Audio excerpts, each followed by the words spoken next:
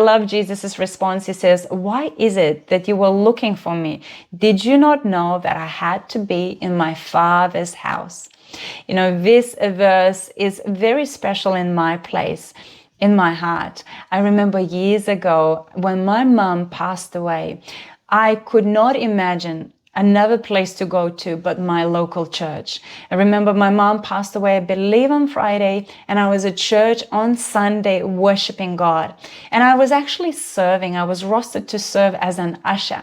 And I remember one of my oversights coming to me and he said, "You know, you can have a day off. Why are you here? You can have a day off and grieve and rest." And I don't know, something inside of me just rose up and said, where else would I be but in my Father's house? Being at church was such a comfort and exactly the right place where I needed to be to grieve, but to grieve in God, not in the world, not to grieve within myself, but to grieve in God.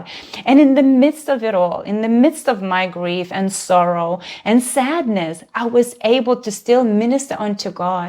And that's why when I read this verse, it always takes me back to that moment when I believe it, the Holy Spirit came upon me and gave me that verse, where else would I be but in my Father's house? We see that Jesus is saying those exact words here, where else would I be but in my Father's house?